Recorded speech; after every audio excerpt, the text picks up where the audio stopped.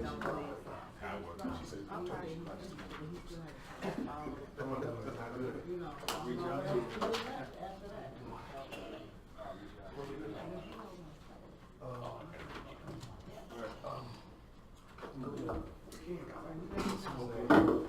Clark.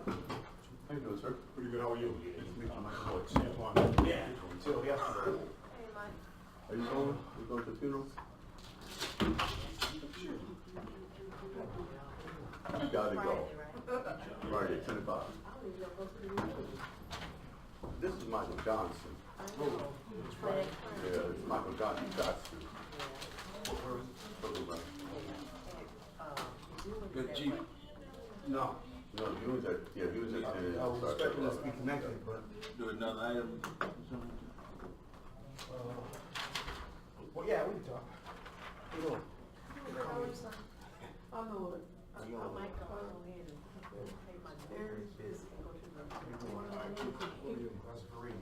Yeah. Keep waking up. You find I know you're this one. sorry. So, this I know you're busy, but this was 1952, but what they say right here. You should check one here. You don't know now. You've been on one.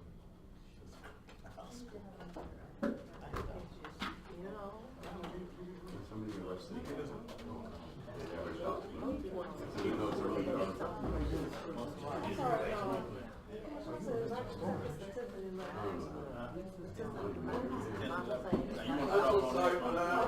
On the illegal dump. Oh, you just want to add that That's how you look, that's why I do it clean in my email. What part do you want to talk about? You good? Yeah, I'm doing all right. I'm doing all right. You ready? We go to something else? Yeah, we can start. Public Safety Committee meeting is now open. You know, for the interest of time, the metrics report, Yep. you just read at it if you want. I can run through it. I kind of got a hard stop at 6:30. I imagine some discussion will probably encompass most of that. So, Just give us some highlights of it, and then I guess we can go. Okay. I got it. I can pull it up.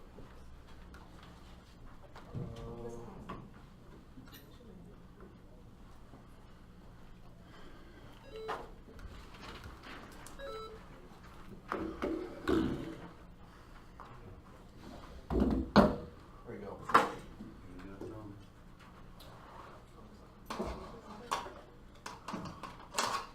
So, I kind of run through this because you guys get this. We had 599 calls for service this year, or I'm sorry, this last month. Proper made 85 arrests, 78 adults, 7 juveniles, 38 citations. Legal dumping continues to be our number one problem, our number one complaint that I get. So I wanted to talk to you more about fire. Absolutely is crazy because we had 28 calls for service for the entire month of February. We said that in a week back in the day. So our fire load was way, way, way down. We only had, of those 28, we had 9 false calls, which again, as you know, 9 false calls would be 2 or 3 days at 100 hours.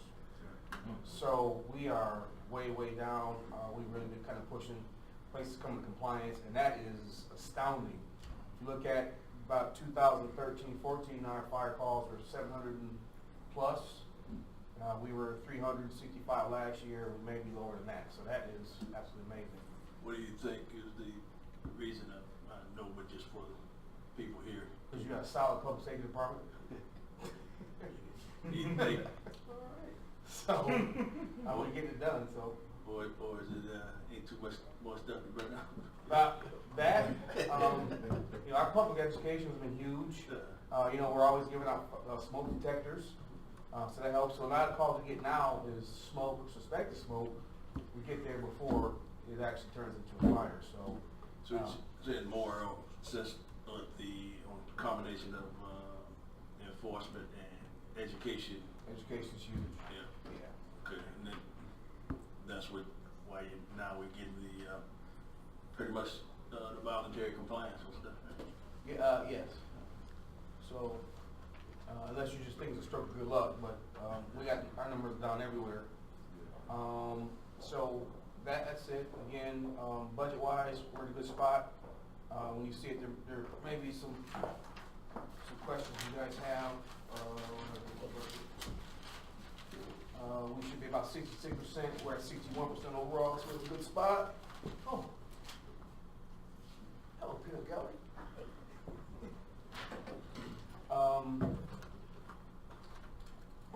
Excuse me.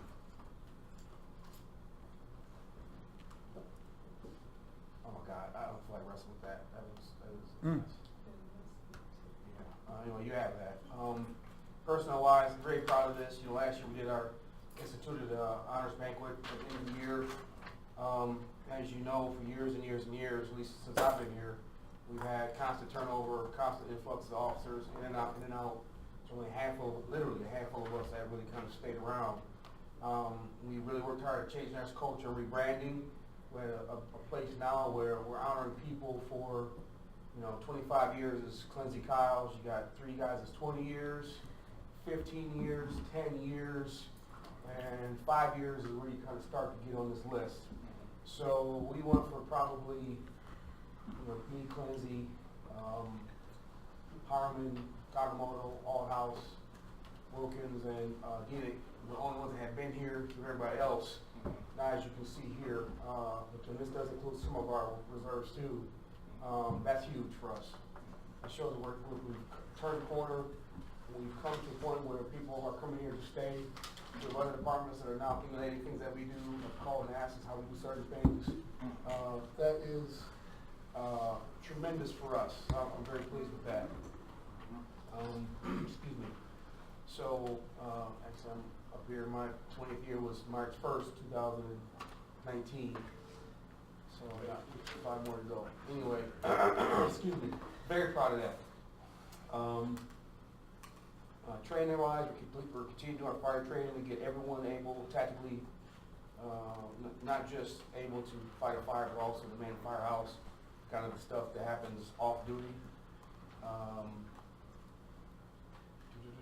Core strength, as you know, that's that project that Ball State came when the social workers to the grant for. We're working with the St. Joe, them over there, and that should be coming together soon. I had sent out some links to some of the promos. Had you guys seen those? I guess it is. No, you don't see it until you have heard about it. So let's look at one real quick. Right then. Oh yeah. Oh yeah. If you saw it, I won't play. No. Oh, you know what? If we saw it, I'm going to hear it. So all right. So this is part of the grant. Part of the people put it together. There's nothing that we pay for. So please don't think we're spending our money on TV spots, just ladies. And I think us coming together is really kind of like a flagship effort to work together.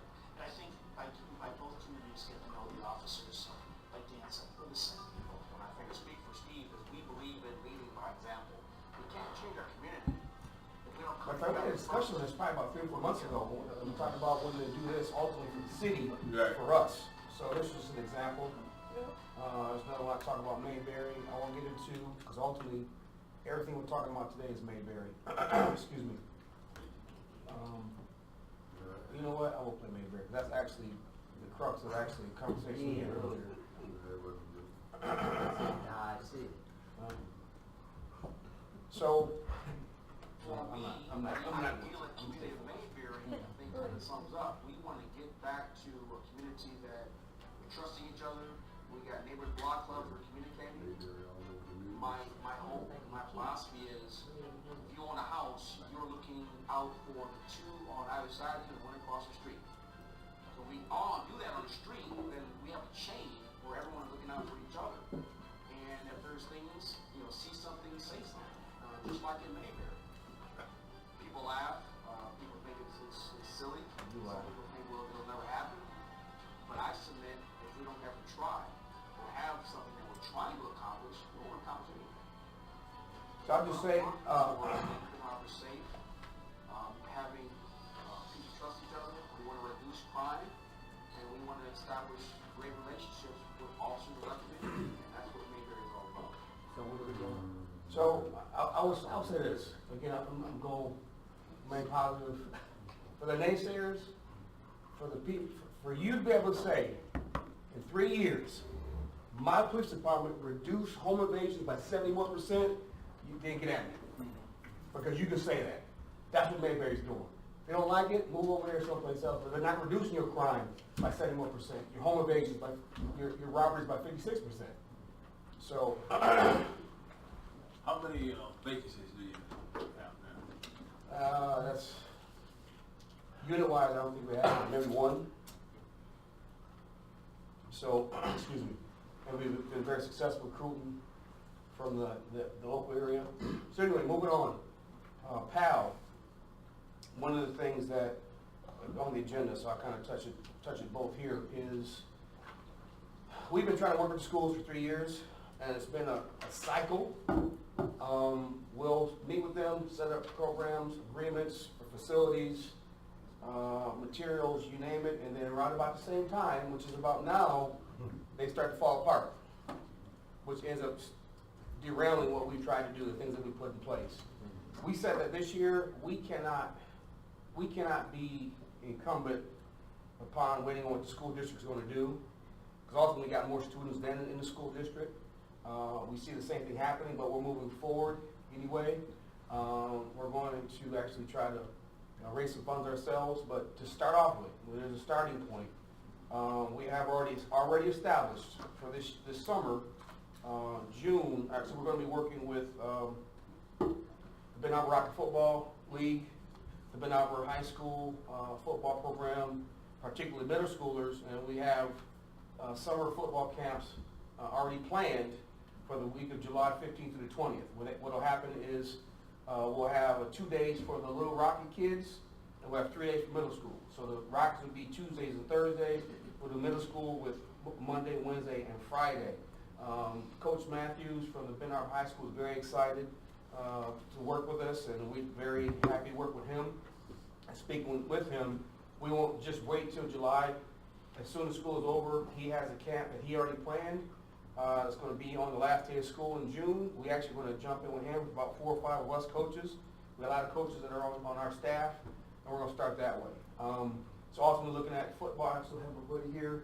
Football, basketball, girls basketball is where we want to be. Reached out to Coach Jackson, who also was excited about working with us. However, he was in the throes of his district run, which he won a championship with.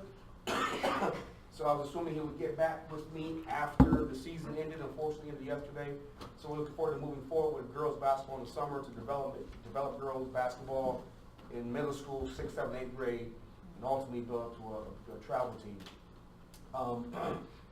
Also, we want to, I know he's a volleyball guy, somebody else, a citizen had recommended volleyball to look at. So looking at the kind of the big picture of PAL, I always look at things short term, intermediate term, and long term. So in the short term, we're getting started with things that we can do. You know, I'm a football coach, we're doing football. We got basketball coaches on staff, so we're doing basketball. And ultimately, we want to move to a point where we bring chess club back. As you know, 2004, I founded the Ben Arbor Chess Club. Also, I'd like to get a debate team in the high school when we have one then. And then our ultimate goal is to get to a point where we can take the PAL program, make that our community outreach for the entire city, and house that in the Armory, which Mr. Watson is working very feverishly at procuring some, I don't want to speak out of the term, resources to be able to make that happen. That becomes our long-term goal. With that being said, one of the things I want to do, and I've talked to the city manager, and I think we made reference here, is I would like to have somebody come help and actually kind of be like a part-time seasonal person to help me with this, because I got crime to do too, to build Mayberry up, again, chuckle. But we can't let these programs fall. I know Jerry Edwards has been kind of my ace here to help. And another person who I propose to come and help me is Mr. Antoine Taylor, who's right here, who has been around forever. He's like way older than he looks. He's like 100 years old. He has coached almost every coach here, and almost every old player here. So he has a wealth of knowledge, a wealth of experience. I think at one point you did work at the Armory. And just for transparency's sake, that is actually my brother. A lot of people don't know that. So it's not a point of I'm trying to hook up family members. We're talking about Mr. Watts can jump in, speak to his credibility and his experience with youth. He is well respected, and he's a city resident. So, Mr. If I may say something to the effect of what he's speaking on, to the chair. You ready for questions? I was going to have him say a couple Okay, words. yeah, then I'll go first. Hi. Brothers, that is brothers. All right. So yeah, yes, ma'am. Okay, repeat the question. I like everything I said, and maybe I don't know if it was the delivery of it or what, but I've only been talking about it forever. This thing with my brother's keeper is full of resources, and I will start forwarding you the funding that I get. You guys have access to grant writing, and with all of these programs that you've made mention, funding sources have been coming down for them. If you all would remember, during our last Personnel and Finance Committee meeting, when we had the discussion about some funding towards my brother's keeper, was basically to get someone that we could possibly get from the commission with the state of Michigan out of the mayor's office or the governor's office towards a VISTA or one or two to help with this. This is what they do. This is what they are available for, of ensuring and securing things are functioning properly and in order, while those that do the work do the work. I mean, was that clear? I mean, we need to be utilizing everything that we can, because we need all hands on deck with our children in this community. You make an appointment, come see me. You ain't come see me in I'm 5 gonna, years. I just got one the other 5 years. day. Just come see me. I've been by your house twice. And we talked, Last week. you talking too much. Alright. So I just Back wanna, to the real stuff. come, I don't, is there any problem with Yeah, no, my brother working? That's what it's for. yeah, this- And I'm gonna start you pushing say all it to hands on you. deck. I just wanna be clear. You know, this is, I'm with the best people around. I think we're doing that, so. Any conflict of interest been disclosed, I don't see no problem. Yeah, so I think we can do real well with fundraising. Speaking of which, I don't know if I put that in here or not.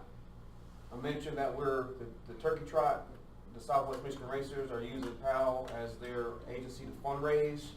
We're hoping to be able to raise about $7,500. That's what they've traditionally done on average through the agencies. Of course, that won't be till November. But that's one of the things that we'll have, and hopefully it could be an annual thing. So the Turkey Trot is going to be on Thanksgiving Day. Thanksgiving morning at 7. Yeah. Yes, it is. So we'll need all hands on deck. But isn't that through the Conservancy, through the chair? No, it's not. No, they approached us. Remember I said people are coming to us now. They're like, hey, we'd like to come to you, and we'd like to use PAL if you'd like us to as our fundraiser thing. Well, absolutely. So that's going to happen, and that was kind of my dream, having a 5K to raise funds. Police status, we got that. We got our grants finally have been dispensed. We got equipment that we had on hold because of the grant situation with President Trump. So we have those things coming. And that's kind of it. That's the, The fire truck coming. I yeah, have one question. that's going to be by August. I have a question. So where are you supposed to start? You're saying that the programs will begin in July. Which program? You talked about utilizing the Armory, not the football stuff, but the basketball and the other programs. So are you proposing to start that this year? Is that just something you want to do? Mr. Taylor will be running. No, as far as football, we are, that is, As far as football, we're already set. Yeah. Yeah, we're gonna get, it's been out of high school. Okay. And the other location, if for some reason, in Arbor Falls Park, we have Union Field that the district owns in the 15 block Union. So of course the district has some equipment, we got balls, so that'll work. Is what my hope is for basketball, so I can get with Coach Kenny, is start girls basketball like right now before school ends. So they can kind of get used to that, get really used to the culture, and then ultimately, remember, we got giving you really a lot in a small point. But we'll have our van over there waiting for us, and we'll be able to do some transport in the summer if necessary, or after school. Something else that. So we got to get the girls going. I mean, we're building the program from nothing. I know he's very passionate about it. This is the one coach who went there, made a huge difference in 1 year. So this guy right here with basketball, Yeah. with volleyball. Yeah, no, this is my man right here. So, Coach. okay, is that your question, man? Okay. Okay. Last, ready to move to the next? No, actually, Oh, the matrix report. Michael Hoyt, in regards to 11 on Pavone, just wanted to bring some people up to speed with that, what took place back on February 11th.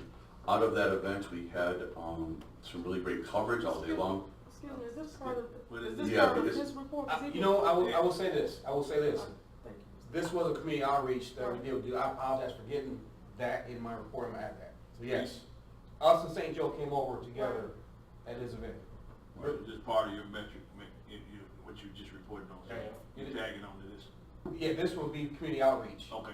which I jumped over. So just to share with you, we were approached by a community group, and they asked what we Small were, version of they were asking what we were doing.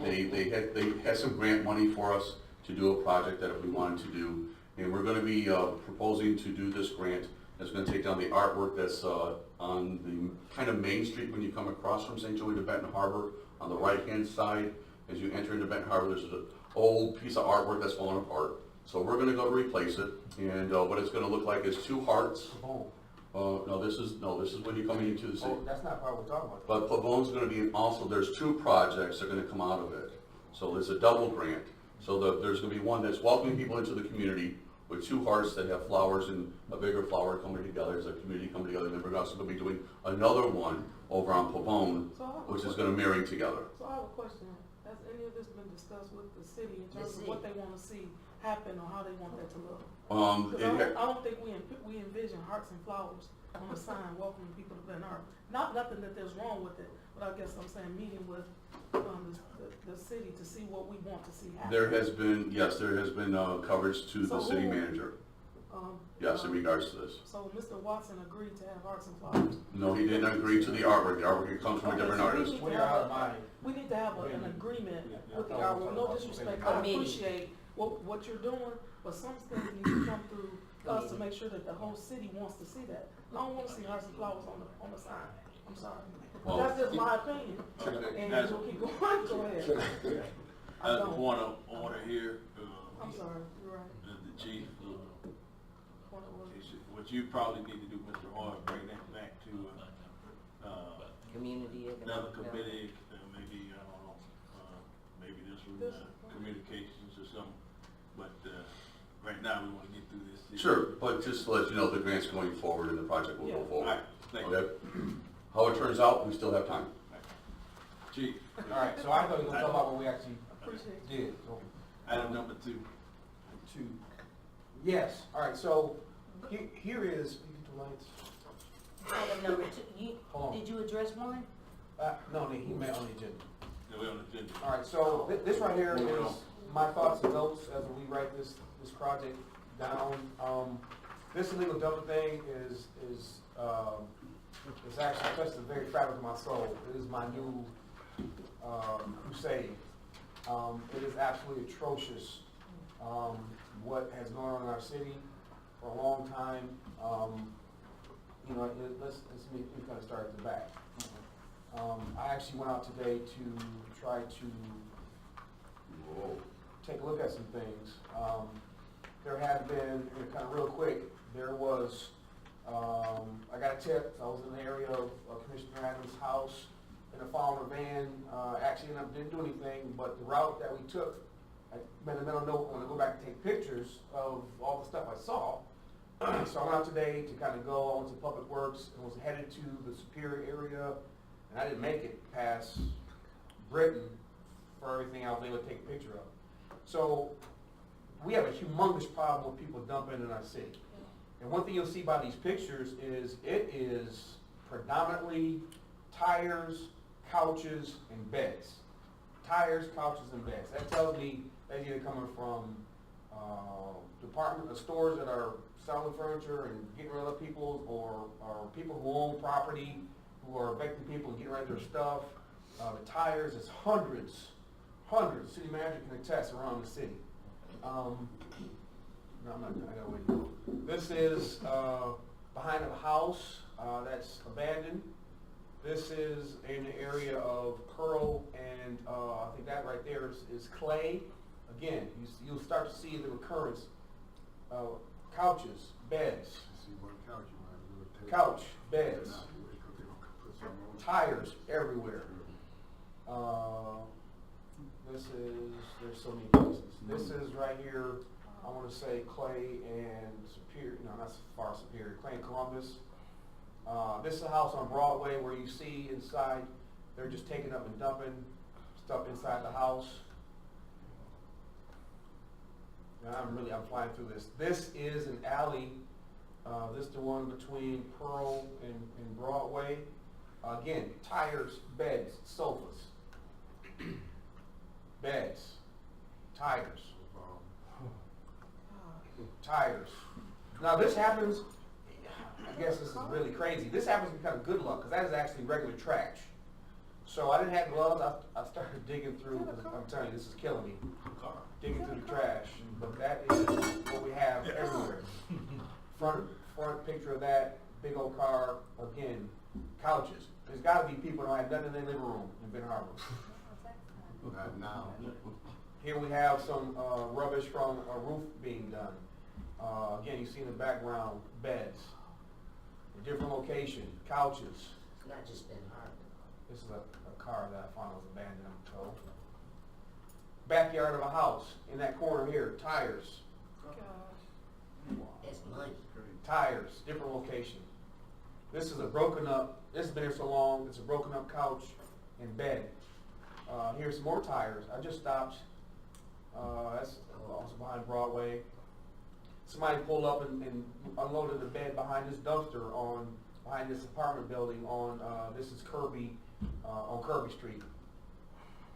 This is going to Commissioner Adams' neighborhood, sofas. What are we gonna do about it? I'm getting that, sir, but let me finish, that's what I'm doing. Tires.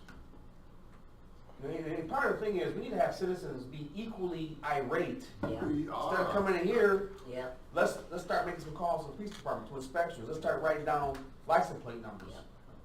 So tires, this right here this is abominable, this is at Ross. Ross. Exactly. TVs also, which tells me these are coming from people's apartments and houses. Rentals. We cannot be the city of Ben Harbor that we all want to be if we don't stop this and find these people and prosecute them. So ultimately, and I'm trying to get through, this is, again, I'm making my way down Brunson Court. Oh, my. Jesus. This is coming up the hill on Jefferson. Let's stop off on Highland, dump these off. This is right behind Harbor Tower down the street. So ultimately, we have to, and Mr. Watts can jump in any time, we have to take public works workers away from their jobs, a whole crew, for a day, 2 or 3 days at a time, to start to pick up some of this stuff, and they can barely put a dent in it. Right. This is the back of Public Works. Here is the stuff that they're able to get. It's being dumped faster than they can get it. So with that being said, again, I'm moving kind of fast, guys. Over the course of 3.5 fiscal years, the city of Ben Harbor, in dump fees alone, has paid over $115,000 to have these dumpsters dumped every single year. every single It's year. gotta stop. Our camera system will be One cheaper. thing I would also like to just echo the sentiments of the director. It's not only that you do it, but it's the Right. repetitiveness Right, that we have to do, because as soon as we clean up, they come right back. right. So what you get is, you'll clean up the same area 2-3 times in 1 week. Man. You'll clean up, when they went and did the Interceptor project down at the old Edwards Park, for those of us who know about it, they took out 10 semi-truck Yeah. loads of Yeah. junk, Yep. tires. And here's the bad part about it. It's really not funny. It's really disheartening, because what you see is a plume of trash coming from the back door, Yep, up the hill, yep, coming down the hill. Yeah. So they'll come out the back of their house and just throw it in the ravine. yep. We find them, we go down there and get it, and as I told the director today, because we had probably about an hour discussion on this. The hard part about it is, as we find them, get the money, charge them for what we do, we put it on their taxes to be collected. But they'll wait 3 years to pay us 1 year, Wow. just to keep their properties from being foreclosed on. They'll pay us 1 year, but we've done it 3 years in a row. So now the city is upside down to the tune of $115,000 over 3 years, cleaning up behind citizens and people who come in and dump. So again, as to get to the point where it becomes unacceptable in the community, because a lot of these places that we rolled through last Thursday and Friday are right behind somebody's house. So I know somebody saw something, but nobody's saying nothing. It's become, as long as it doesn't affect my little 125 foot by 50 foot square of the world, I'm not gonna say a word. If you encroach upon me, then I'm gonna raise all sorts of hell. But once anything else around me, as long as it doesn't go on that, I'm good. So to give you an idea, I'll pull this up, in fiscal year 2015-16, the city, this is dumping them big dumpsters alone. This doesn't count the staff members' salaries, it doesn't count the time lost from him having to take a whole crew, it's 4 people total, working a whole day, which now they can't fill potholes, they can't cut back trees, they can't do other stuff they're supposed to do because they're getting this stuff. 2015-16, $52,891. That's just dumping those bins. 2016-17, $37,738. A machine dumps them, right? Yeah. It's a roll-off, Yeah. so a truck comes and gets it. 2017-18, $53,695. And this fiscal year alone, we are at $25,163. Just dumping the trash that we can barely keep up with. Something's gotta be done. In addition to paying with the residential trash hauler, we pay them, which is about $40,000 a month. Not that 40,000, that's kind of like recouped through the fees of. We charge that back, but I'm saying, we pick up, there's trash that's being picked up, and then you have the secondary part of it, which is an additional cost to the residents of this community. Yeah. Maybe if they realize through the chair that their money is going somewhere else, they could be used on something else. Can we address the tires? I'm just getting started. Okay, That was please go ahead. All right, so what do we do? You know, I'm a firm believer in a plan. This is, somebody's gotta be held accountable, and I'm saying I'll be it. Because we gotta make a change, it's gotta come from us, all right? I stood in here 4 years ago, I told you guys, if I don't get home invasions down, I should be fired. Luckily, I'm still here because they're down, all right? I'm saying the same thing with this dumping. This is a bigger challenge, but we gotta get, I can't take it. Well, I cannot take this, we deserve better. It's to the point where our citizens are just become so numb to it, they don't say anything. Right. Because that end of Ross, all those are occupied houses, you know? So there's some things we want to do. So ultimately, here's my outline so far. Obviously, the goal is to reduce the amount of trash and debris throughout the city. So the objective is to be able to achieve that is we want to update ordinances to add security for illegal dumping and violators, provide mechanisms to conveniently remove trash and debris. That's a huge discussion. Educate the public to effect a social change towards compliance. We have to have a huge amount of social reengineering to get people to a point where this is no longer acceptable. And ultimately, investigation instances of dumping to detect, prosecute, and deter violators. I don't be holding people's hands on this. That's why we need to go back and make sure our ordinances address these things. So as you saw by my pictures, issues are tires, sofas, mattresses, trash, and debris. I didn't even take pictures of the actual natural debris of fallen trees, fallen limbs, piles of leaves that is a part of this, but not as prevalent. But that needs to be addressed also. So one thing I would say, as far as us internally, we need to get to a point, we need to get our attorney involved to make sure we're on the same page, is to update our ordinance, because I find a part that it makes reference to an MCL, Michigan Compiled Law, that actually has been repealed. So there are new sections that apply. I will say there's certain sections that we can take the definitions right out of the state law and drop right into Ben Harbor City ordinances. So we need to do that, and that needs to go into a fine-tooth comb. We need to increase the monetary penalty. I'm asking you to add, like the state has, vehicle seizure for those that are caught in the act. We can seize their vehicles and do whatever we want with them. I don't know exactly, Clark knows more about that. And then also include the cost of remediation, which we had a discussion about. It's hard to say how much it's going to cost because cleaning up dumped oil is different from, say, just a bag of trash, and tires is different from couches. So, cleanup. One of the things I've been trying to get with Commissioner Kaiser Soze, who's like a moving target over there. Hopefully, as I put her on the record on Front Street, she'll get with me. Love you dearly. So here's some good news in this. Tires is really the crux of the vein of my ire. Stephanie. Scott Sims. Yeah, thank you. One thing she did before she left was made us part of the Berry County Regional, Tire Environmental Grant. So we are part of that. We were included in that. And what that does for us is, when a day that we pick, which I think is about May 17th, 19th, they will give us 2 semi-trucks.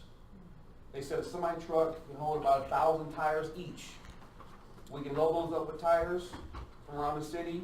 They'll take those off the Deer Path. It's paid for. Doesn't cost us a dime other than what it takes to gather those up. I think we would go on a campaign to try to get citizens to help, comply, bring tires in, stack them in there, take that off. 2 truckloads may or may not be enough. I was told by the coordinator that there are other communities that are part of this that not as big as we are, don't have as many tires, that we may be able to get some of their truck space if they don't use both of their allotments. So that could be a possibility. But we have the ability right now, if nothing else, we can pick up some tires, clean them up, get them shipped out of here. So that is something that we can do. Ultimately, what I'm proposing is, and this is where I'm going to need your help and the manager's help with some money. This is not really me. This is more public works, but let's get 2 to 4 dedicated staff members. I'm saying, if they're felons, let's hire them. Let's hire some felons. 2 felons in a truck.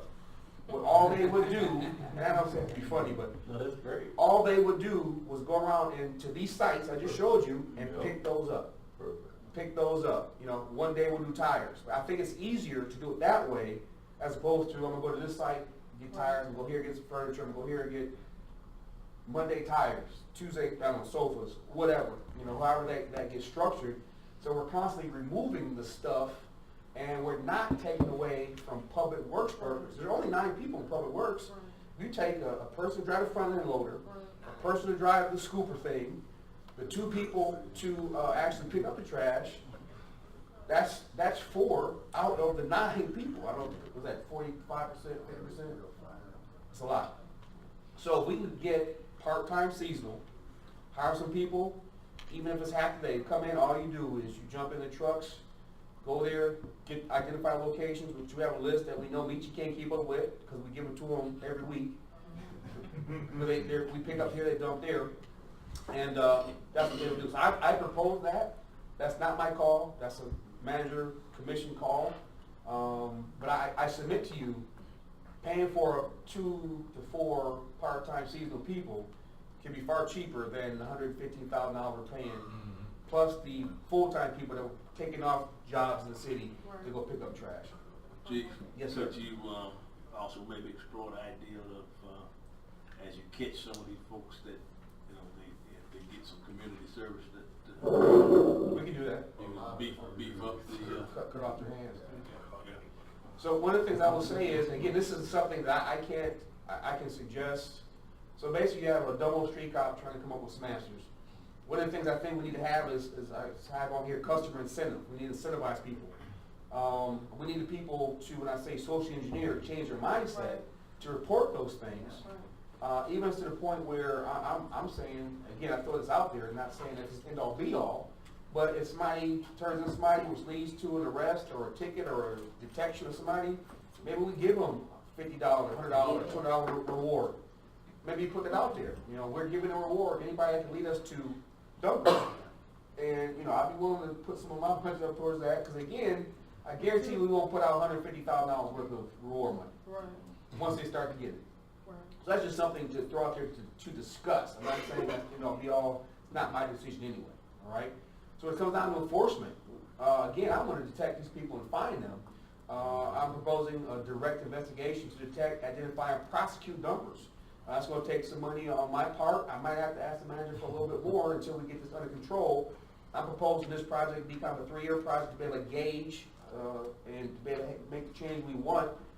But I'm already thinking about some things as far as investigations, getting some guys in maybe on some overtime, maybe some reassignments to start to look at, you know, some of these tire companies, look at some of these bootleg furniture rental places, anyway, to have a direction for investigation. And I want to be able to investigate independent mechanics in garages, because we see like garages open and people changing tires and we don't know where those are going. Yeah. We want to be able to purchase and employ, again, coming to you possibly, actually buy some devices, employing detection devices throughout the city in key dumping areas. We'd like to get some cameras, some portable cameras that are wireless, that will send signals to a phone, sergeant, myself, Deputy Director Clark, immediately, where we can get somebody dispatched to that location, like right now, and be able to catch them on camera. The solutions we looked at before were kind of hardwired, where they go to a place, get a pole, get wired in, but that doesn't help us if, say, the site is moved to another location. So, you know, we're going to be asking to spend some money. I don't know what that looks like now. I'm just saying, these are solutions that we need to have. Ultimately, if we get Tip 401 going, where people can be out and go to the app and put in VHPD and send a tip. I'm at 700 Block of Broadway. There's a white pickup truck. He's dumping the couch. Here's his picture. That gives us something that we can use right now. And ultimately, the tipster incentive I just talked about, maybe some remuneration for tipsters. I'm not sure. That's a discussion higher than myself. Those two AK geniuses over there can figure that out. And then ultimately, public education is where the key huge part is. We have to change people's mindsets. So one of the things I like to do is I'm going to get some door cards made up to put on people's doors, especially in Brunson Hills, in your area. Hang them on there. Hey, we're trying to clean up your area. If you see this, contact this number. And it might just be our number, our personal dial-in number. So we want to change the mindset. And we need to get the message out that the police department and your code compliance department is taking some positive strides to change the situation of our city. All right, so we need to get that message out. News releases, social media, public bulletins, public service announcements, like we saw we did. And then ultimately, we need to update our definitions. This is more of my notes, guys. I didn't have all my links in here. I got caught emailing Tracy. She got me just distracted. So this is the first part of what I'm proposing. This is just my thoughts on paper as we move forward. And I want to have this, I don't want to be in a situation where we're waiting for the next fiscal year for kind of funds to kick in. By the time July 1st comes, we're already halfway through the summer. So we need to get some of this stuff. Let's get the low-hanging fruit. The cards, the tip number, those type of things where people can start to Social media. digest that stuff. And I need Great. commissioners, all 8 of you guys, to get your word out to your constituents. I just say 8. Get the word out so people can know this is what we are doing as a city. I'll stop right there, if the manager has anything. Yeah, this is a very important part of, you know, I know as Director McGinnis said, Mayberry gets laughed at, Mayberry gets ridiculed, people laugh at it, but Mayberry isn't a place, Mayberry is a mindset whereby people just, you know, as back in the good old days, when you could leave your door open, when you could do things in your community and you weren't afraid, or you weren't afraid to take a stand and say, I'm not gonna allow it. So whatever we need to do to go after this, and once you make a couple good examples, you'll find things start dying down a lot quicker. But yeah, whatever we have to throw at it and get at it, reduce some money inside the budget of public safety and code compliance to make sure we get this done, we'll do it. So yeah, we're gonna come at it kind of hard and heavy. We just need the support of the commission to say, you know what, we're behind you. And whatever we do is going to be supported, because we're gonna get people that's gonna come across here. That's gonna say, hey, I got fined for some couches. That's what it is. We're sorry. We just need to keep moving, so. Yeah. Well, before we take the audience, we'll take it from here. You know, about probably over a year ago, probably, I did see that this was definitely a issue, and basically kind of declared my own thing, Operation Red, red the illegal dumping, and some citizens are willing to participate. Matter of fact, that one lady who took the picture and she sent it to me, I posted it on Facebook, and they Clark found the guy, but definitely something got to be done. Like you say, folks will come up and when they get caught, somebody's cousin or relative that might have somebody who in some type of position who come in and try to get you to be lenient on them, but it just, the problem is so big that there's, in any war there's some what they call collateral damage. So if you get caught up in it, it just caught up in it. Some of the pictures you showed definitely was I see it all the time. We're trying to put back together a couple of apartment buildings over on High Street, and we just had to take the dumpster out of there because we could never get a chance to put nothing in it because It was all the tool. and if it had some room in it, I wouldn't have probably mind, but they throw it all around, and and I'll end up basically paying people to clean up the neighborhood. Right now, it's one of those, what they call it, them houses up there, the Bronson Home houses or something. They waiting for me to put a dumpster back there. In the back of the house is probably 20 weeks of they missing the garbage, and they dumped it right in the back of their house. And they waiting for me to put a dumpster so they can just go throw it on the ground and I'll pick it up. So it's definitely out of hand. And we talk about the owners piece, because part of the problem comes in is you as an owner, you're ultimately responsible versus the people that's doing it. And that was the That's unfair. that was the hurt part of it, that if you got 2 or 3 vacant lots or something, and you come by and what's his name, Van was real quick to say, well, ain't my problem, it's your problem, and here you go, you're paying to get the stuff off again, and nobody gets prosecuted. And actually, I was so mad that I really wanted to climb up in the tree and just wait and pop somebody off, and then we know who did it, But something, I'm glad to see that this has come to the top of the priority list, and hopefully we can get some results. Yeah, you done answered my question about putting some cameras out. That was what I was thinking about. But what about the late night dumping and stuff? that's where those will be key, because one, they'll have, the infrared, the dark vision. And that's what they're doing, they know when we close up at 5:00, 5:30, that's when they're coming out. You know the old song, come on at night, so that's what's happening. That's where we're gonna get the bang for our buck. So, also, as I think about this thing, I'm gonna have to kind of have a training with my officers.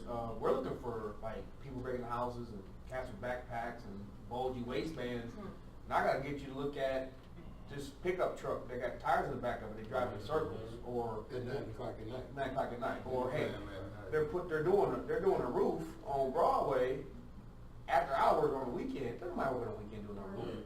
So we gotta do some on our end, kind of some training, and quite frankly, that's profiling. When people talk about racial profiling is legal, but cops do profile. Right. A pickup truck carrying, jumping around, driving in circles is a profile that we need to hit. Yeah, So that's what we'll be looking at internally, is kind of rebranding our mindset too. it is what it is. Not all criminals are robbers, they're dumpers too. It leads on to that other stuff though, when Yeah. people think that you can get away with that. Commissioner Henderson. So, with the cleanup on May the 10th and the 11th, in conjunction with several other organizations, Mr. Hoy has been key in that. The Ministerial Alliance has signed on as well. At 10 a.m. on May 10th and at 9 a.m. on May 11th, we'll be doing some citywide cleanups. We will be meeting at Benton Harbor High School. Will be our main location where we'll meet up and disperse out into the community. We're still working on the details, and I'll have a flyer out at the earliest part of the month, but we can sit down and talk to you to get some more details and some more skin on this. But the key is to have a key meeting place where we'll disperse and go throughout the city in every ward to spearhead this particular cleanup. And so we're really excited about this, but May 10th and the 11th will be those particular dates. What can I get you? Like, physically, we meet.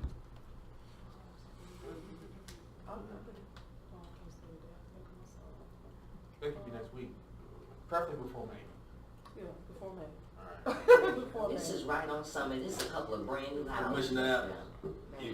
you got the floor. I have one other thing, before I move on, and so there were, what is her name? Lori Hartzell said that she would pay for their church will pay for a dumpster. But I want to find out, are there key places that we could put dumpsters on that day, and we can talk and get that information, because there was other people there that said that they were interested in paying for dumpsters for that particular day, that people could dump, do a trash amnesty day those particular days, so that people could be free to dump their stuff those 2 days.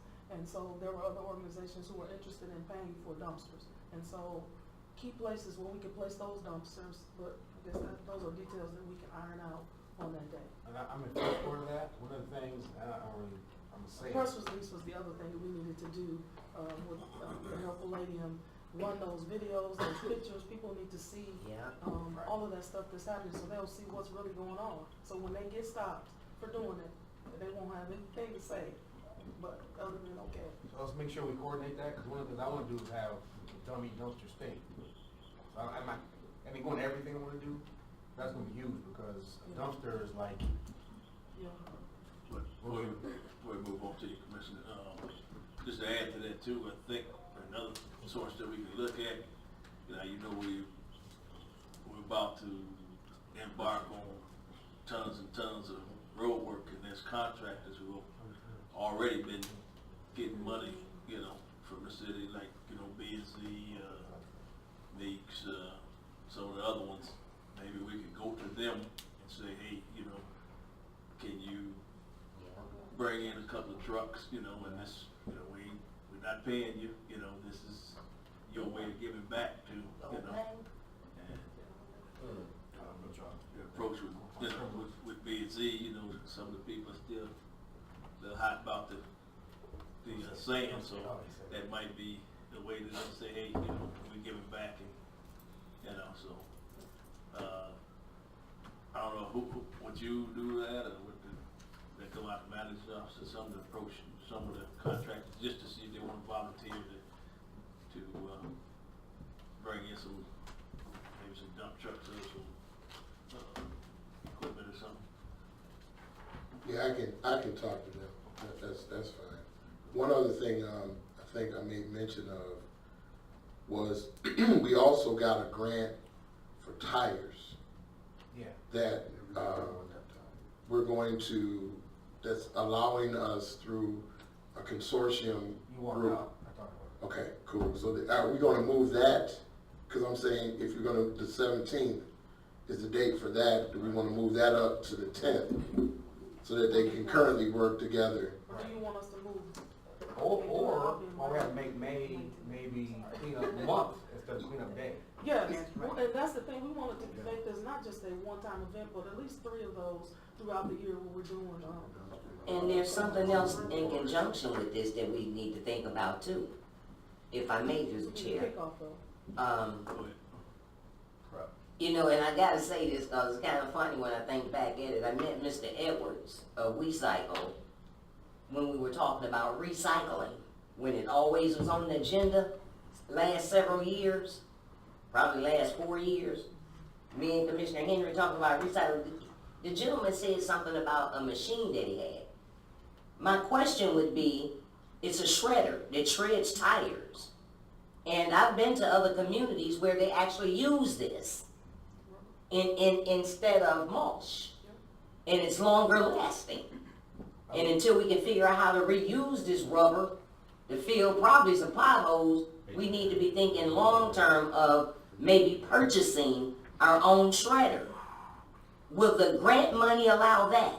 And if not, can we use, if anything is left over, since we have a limited amount of time to spend, the community block grant funds, if we can look at the price of a shredder and bag it up and sell this stuff. Maybe we'll get the community, once it's cleaned up, people for a reasonable price, get a bag and do some little lawn stuff. I looked into the price of those. They go from $160,000 for a portable one to $275 for one that would sit. Okay, but not only that, people would be more apt to drop the tires off at a spot. And I asked a year or so ago about something that the city of South Bend was doing. If we could allow the leaves that are picked up to go on a piece of city property. I mean, because it's like worms. It's combustible. It's earth. Turns back to dirt. And so does paper bags. If we could utilize a piece of city property, and people will probably be more apt to drop the bags off there instead of just anywhere. Commissioner, to the point of the leaves aren't a big issue. I know. Our big Speaking issue of tires. is the tires.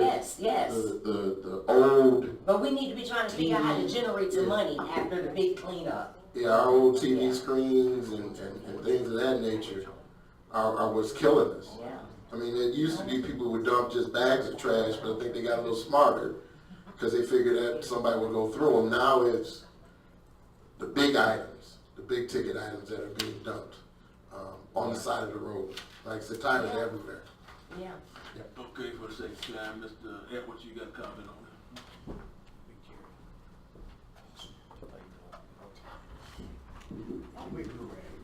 I figured I'd just try to do it today, see what happens, make me feel younger. Good evening, everyone. it? Name for the record.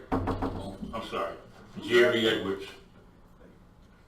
On the dumping, for 5 years, I first started at Hall Park. We finally, a lot of people don't notice, we finally cleaned up the whole park of this stuff, leaves, fallen limbs, all the way, you know, the little concrete path, all the way up to the Girls and Boys Club. People don't even know that. A lot of people don't even know there's swings in the park. Know what? Swings. Yeah. A lot of people don't even know there's brand new picnic tables in the park. They don't know. They don't know how much of this stuff we have to move every year to finally get back all the way. That little concrete, you can walk all the way from the beginning to the end now. Now on this, we'll have to come back again and do it again this summer. 2 weeks ago or 3 weeks ago, I met with the site director for Youth Works. And he asked me would I need a crew, how often I would need it a week. Last year, I asked for a crew every Monday and Thursday, and that's when we helped out the youth that was working in the parks. So what Youth Works did with me, we met, I forgot the guy's name, was driving the youth around. We met at the Hall Park, and he would tell us what parks that we would go to that Thursday to clean up where all their youth would have to do is come and dump it. 3 weeks ago, they asked me if I would need a crew 2 weeks or would I need it more. I asked them for every day. So, my question would be, could they do that? They don't come to the first week. This year they come in June 4th. They'll be here till August. Could I use them? Or could we use them every day to keep some of this stuff clean? It won't be every day. Monday through Thursday. They'll be here Monday through Thursday. Yeah, other places will need them. No. Okay, let me say this again. Besides the crew that they give to Ben Harbor and anybody else, they giving me one crew Monday through Thursday to do whatever I want them to do. How many weeks? Monday through Thursday, all the way from June 4th to August 6th. That's what she told me. I'm sure some, you could incorporate it, because it's gonna take It's gonna take that. more than this summer to clean up the place. Oh yeah, it took me 5 years to get all the way to the back, and I'm gonna have to do it again with, as the director was saying, mattresses, TVs. We could have built a house out there with that stuff. All right, one more question on this, Oh, I wasn't done, but okay. Okay, for the sake of time. Can I ask you one question? What happened to the cleanup day in April? I never scheduled anything in April, March. They haven't? We did. Because I did, the last 3 years, it was in April, wasn't it? They had signs going around, cleanup week for the city, and it was in April, and that would be the same day. I would ask Andrews University, they would send me 50 students. I think there was some Trying going to on get us from the Kool-Aid. downtown, the DDA or somebody reporting that. Who trying to get them to? Yeah, there was a couple of places. Just clean up. This is Cleaning up before the parade. and other That was organizations. election year What was election year? when it first started. Oh, I don't know when they started. I just know I had them for 3 years. All right. Anybody who haven't talked, going once? I didn't get no answers, but, oh, man. We can do it. So that's what the coordinator We don't consolidate the police. No, I'm just kidding. State your name for the record. My name is Dwayne Seats, 957 Cologne.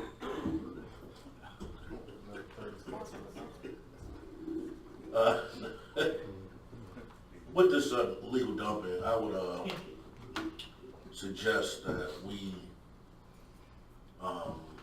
somehow put some money aside to start rewarding people for taking pictures, license plates, vehicles, catching, dumping.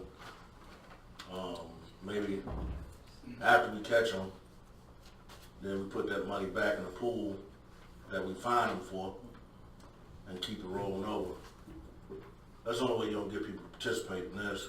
And then the other thing we gotta be careful of, if you wanna do a citywide dumping, I would suggest that a citywide cleanup or trash amnesty or whatever you wanna call it. Because a lot of times not the city residents that's dumping. It's people coming in from out of town and dumping, then going back to their community and acting like nothing ever happened. So that's why, even if we put it out there, get some entities to come together, everybody donate $25, donate $50 just to get it started. I don't have a problem with it, I donate, whatever. As long as we can get some people, and it'll be anonymous, you know, give him chief phone number, and if he see it, then he text him or call him, and we'll give him a boost phone or something. We gonna have our own tip line. Yeah, tip line. Yeah, there we go.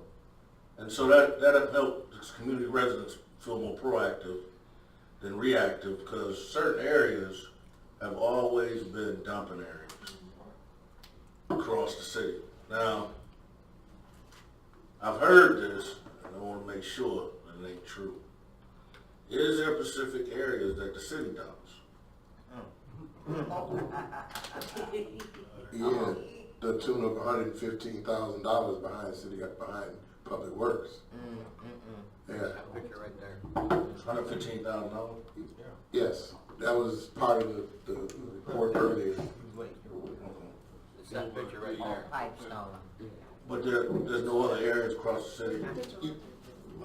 The city, when Joe Harris was here, Joe had the city picking up leaves. And what they would do is they would take them to the end of the ravine and dump the leaves in the ravine. That was the last thing that we picked up, other than, like I said, what we've been picking up here. Picking up the stuff that people get put out, and Director McGinnis has shown several different spots in a small area, but that's the culmination of what happens. It gets picked up, we have to pick it up, go take it behind Public Works, we have to dump it, then put it into roll-off containers, and then we pay to haul them off. That's a training class, This is my last question for the second time, Chair. Is that area video? No, I'm saying that area where the city's dumping. Is that area got a video camera where that dumpster is? Not yet. Okay. Yeah, that is definitely in the works, Commissioner C. All right, thank you. Appreciate it. Thank you. All right, could you also move this back to next month too, so we can continue discussing? Are you sending that to the legislative committee, or are you still working That on? was my next question. At what point, You're- maybe. What part, ordinance? This is Ordinance is part, yeah. I think it's gonna take some time, but I think if we wait every month to be here for the fund go there versus we get a little time here, so here's what we got, and maybe get it back and forth until we get it to where we wanna present it to the commission. We need to have our attorney also say that is legal, or that section is good, whatever. So for any ordinances that need to be looked at or anything, can you pass that on to the legislative committee? And then we can still, Could you have the fee updated this ASAP, and then we can get that one, going, where the fee for dumping is raised? I know we were talking about that. Yeah, ASCP is like all day, everything. I mean, the next meeting, I'm sorry. When is the next time legislative is? Like the April 3rd. And then there was another one that could have gone a little quicker. I thought, I'm sorry. all right, can we move on to item number 3? We did that. Did that? We did. Okay, Yeah, that one. item 4.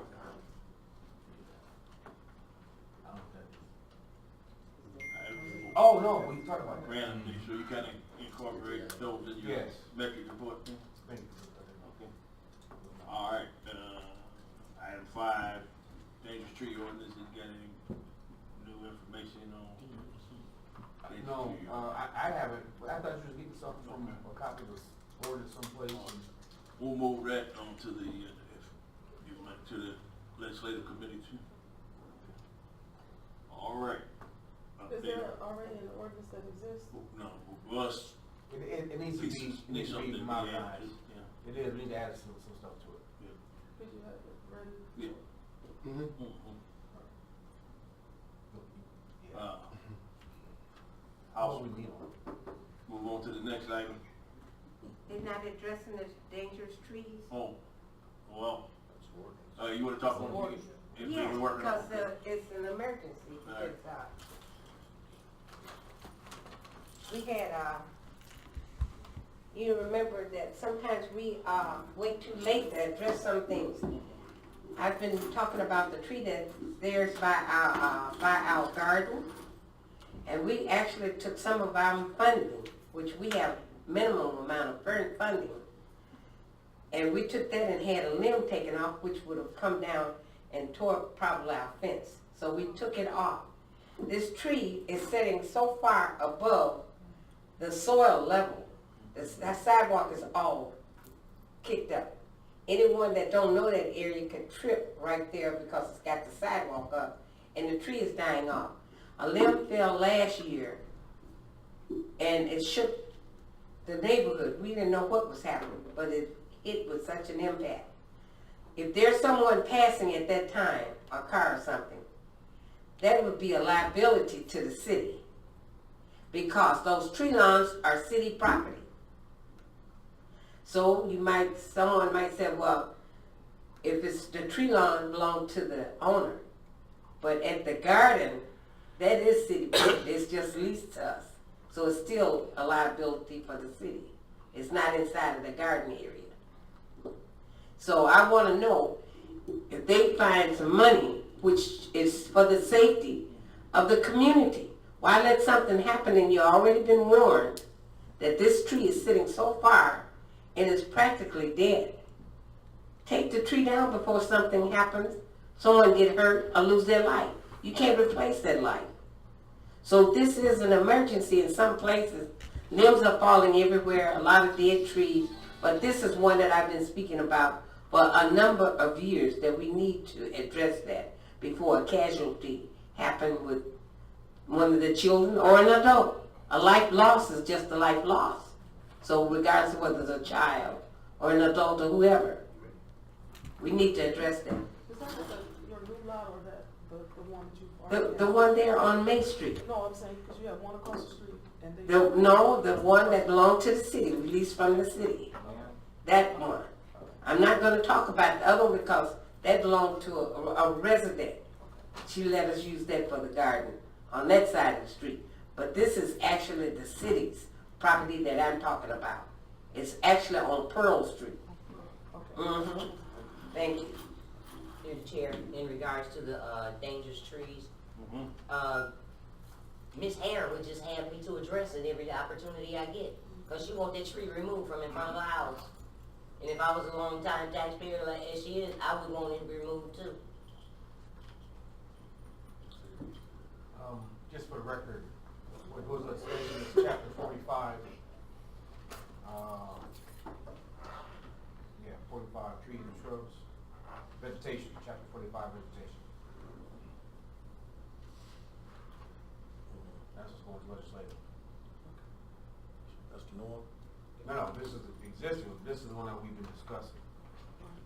So it's good to put, when we have all these discussions about these ordinances we want to change, put numbers to it and make sure there's sections. So that was 45. Just for, thank you.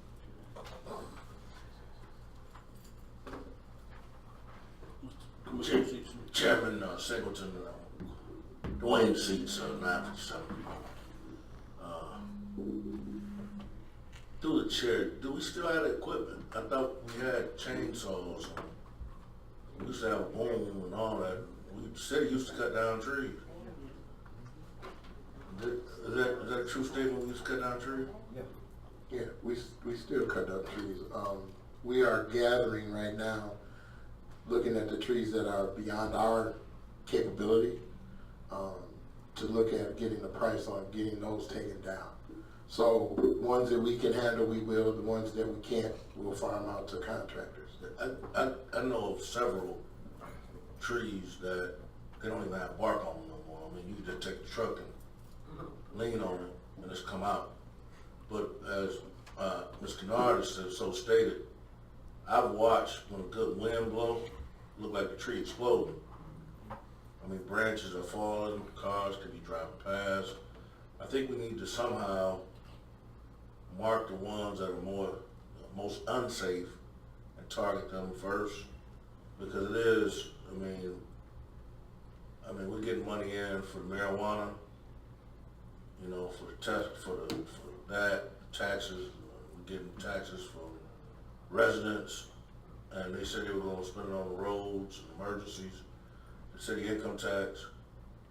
I think that we should set aside some money to get rid of these trees. I mean, it makes our city look bad too, you know, with the trees. So, my question, the last question is to the chair. Is there any way possible that we can partner? You got a lot of people doing community service, or the sheriff department, they go in other communities and cut down trees. They go down by the beach. They go down by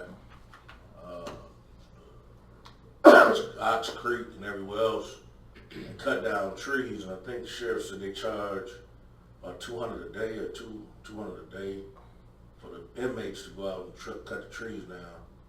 Is there any way we can look into that and see if we can't get them to, most of them over there is from Benton Harbor.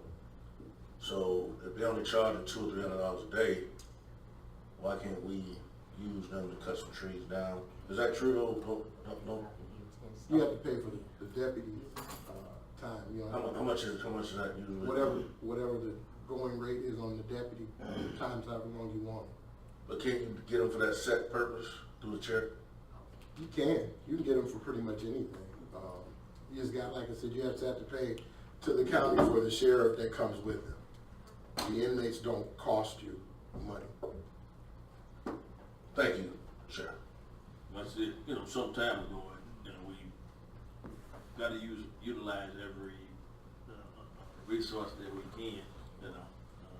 All hands on deck. And, because I seen a tree fall, it was like 85 degrees outside when the wind wasn't even blowing. It just, all of a sudden, boom, you know, just fell out, I guess, from being diseased or just wore out, you know. With this, I'm sure, you know, everybody know in this community is just a lot of the old stuff that probably hadn't been, you know, addressed because of the money thing and stuff, but now it's catching up to us. City of Grand Rapids had, they had a storm, and a whole bunch of trees came down, and they coordinated with, I think, Kalamazoo, Lansing, and they brought in some equipment and stuff, and stored the stuff at trees at some site, and then grinded them up, and it was sending it out to somebody, I guess, wanted that stuff, and so I think we just got to look at every resource, you know, that we can to deal with the problems that we got. Maybe the manager, I don't know if somebody could. Is it somebody that could go out and maybe do some type of assessment? I know we just a little 4.5 square mile area that do some type of assessment on the. Yeah, we can go out and do an assessment. That's what we're doing now. As the springtime hits, we're going around and looking at trees that, you had trees marked by electric companies, City of Benton Harbor, various entities that a white mark, a black mark, a red mark. So we just need to go back and just go down, you know, street by street, just marking and actually going in inventory.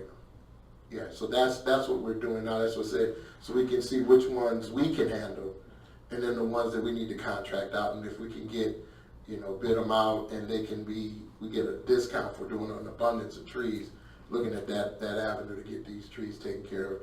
At a minimum, topping them so that the branches aren't falling down on people that walk by and/or cars or pedestrians that are there. I have one question. Is there a time frame for that?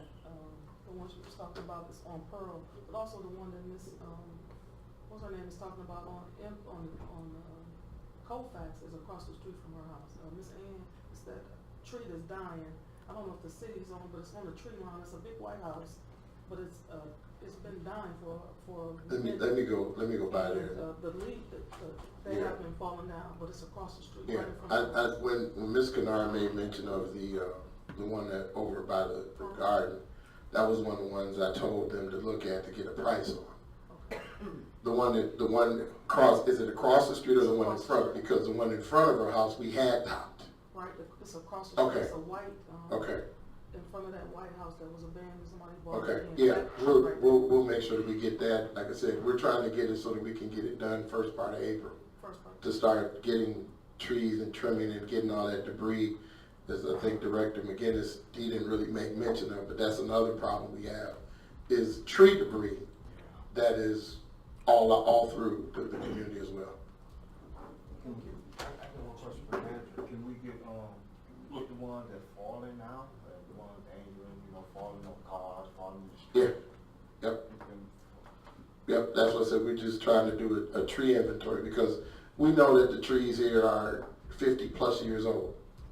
I'm just saying 50 because that's being very generous, but there are some that, we had a young lady over on Agar right next to the park that had a tree that probably was every bit of 60 feet tall, in her backyard, and she got a quote on it, was $1,900 to remove it. So we're looking at seeing what, if we can top some to prevent, as you talked about, the limbs from falling, because I think that's one of the big issues, is that the limbs that fall down, getting those taken care of first and then taking the tree down subsequent to that. So my two-part question. One is, are these trees you guys talking about on like city-owned property, or are they on other people's property, tree line? Well, but looking at this is the person having care, either owner or occupant, any premise. So that's something you're gonna look at, because when I read it, the way it's been interpreted to me, I had to remove my own tree and sidewalk, is that gonna be changed?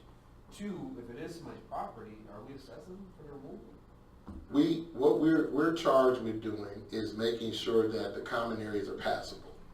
So if, for example, if we go down a street and we see that the limbs are low enough that if a fire truck were to come down, trimming that up, we can do. But taking trees down, unless we determine that they're a nuisance, that would have to be charged that way. But I'm hearing, and correct me if I'm wrong, I'm hearing us saying that any tree that's in a tree line is responsible to the city, but that's not. That's not true. It's not. That's not true. Bring that all the way down. Come down on that. It, line? No. that's not city property. That's city right of way. The city has the right, just like any other utility company, to do work in that area. That's the property owners to maintain. I read it in that the tree line is the city's responsibility. No, the tree lawn is not the city's responsibility. If that were the case, as Commissioner. But if we go back to the top, That's why it needs to go to the legislature. yeah, if we go back to the top, it says, But I can turn it into a driveway. no person shall plant or remove any tree or shrub within the limits I can turn of it into a the street or driveway. alleyway. What's that? Without Tree first line. obtaining a written permit. People have. Okay. People have taken all the grass out of the You tree. can't remove it without talking to the city engineer, can you? No, they said it's plant. We got one. No, or remove. Oh. Right, because in the event, Commissioner, that there is something that's in there from the standpoint of water main, Yeah. sewer main, buried cable, that's why the engineer has to sign off on it if you decide to just take it down. I mean, you have to always call the Yeah. city, don't you? Yeah, so that's, again, you have to get that permit Yeah. to say that you can do it, because again, if you do it and you tear up something, that could be like a city water main. Yeah, we have to sign off and say, yep, you're okay. Is that permit a fee? It's a permit just to let us, Permission, yep, That's your responsibility. There's a conflict. I mean, Right. why not need your permission if you want? That's what I'm saying. That's what I think as we talk this out, it needs to go to legislation, because it says you need to get the city's permission, but it's your responsibility. Which was responsible. right. So 16 and 19 are They're clashing. Yeah, so again, it's your responsibility, but before you do that, you need to get permission from the city because of the utilities that may be It costs there. you more. Could cost you more, absolutely. So if you rip up a water main, because you just decided I'm gonna do it, then I'm with you. Does this speak to getting a permit from the city to contact the get it removed? it says, without first obtaining a written permit from the city engineer. That's the first line. We got it. Yeah, we got it in there. So because, this last question, because we own Pearl, that's our responsibility? Correct. Okay. Correct. Those are, so properties that we have, or issues that we see that are danger to the safety, health, and welfare of the general community, we can take care of. But if you just don't like your tree, Right. that's not what we're gonna do. Right. Yeah, if you just don't like them, it is what it is. there's another state law now, that, I just went through this, that now, if that tree fall Okay. fall in the, public right of way, as the owner of the property, if it happened by, wind or Act of God. Yeah. act of God, I'm not, as a property owner, I'm not responsible. That's a state law, And there with the same, there's that same immunity on the city side. If it falls and it's an act of God, that's nothing that anyone can control. It goes to insurance companies, that's what they battle. I'm not even responsible for cleaning it up. And that's, I think that's ridiculous. The guy had a diseased tree next door to me, and Mm-hmm. it And it failed. fell on, cracked my roof, and Yeah. said sorry, Sorry. Oh, Exactly. that's what insurance is. But they don't, say if somebody don't have insurance, they, Right. Then you or just, a high deductible, then you You're pay, stuck. and this guy knew that the tree was rotten, so I don't think that's really fair, but, that's what it is. Okay. With that, let's move on to the next one. Party. House party. House Okay. party. Yeah. Now? We got, it's getting warmer, so, do we have any plans for Any legislation that needs to come legislation? for house parties that we need to address? Not necessarily. The last problem we had, we pushed them to another part of the city, after they moved out to, too much pressure, they moved out to the township. So what we started doing is contacting the property owner, like, I don't know if you know this, but here's the problem is, if you deal with it, we're gonna be fighting you. So we haven't had a house party problem. It's good. man, No. the last thing. Because we last talked about, we really start pushing it from the police side. All right. Let's move on to the last item, that's the update on the, MDQ, findings, Mr., I see Mr. O'Malley here, but through the Mr. Manager. I'm just gonna read basically what DEQ has said to us in our sanitary survey, because I didn't know what kind of, where we wanted to go. Were we talking lead and copper issue? Were we talking distribution? Were we talking the water plant? So I can read from what DEQ sent to us. That's the October the 3rd, Yep. 2018 letter? Yep. Okay. The findings from the survey list, just read highlights of the findings from the survey listed below led to determination the water supply currently lacks the financial and managerial capacity to meet all the requirements of Act 399.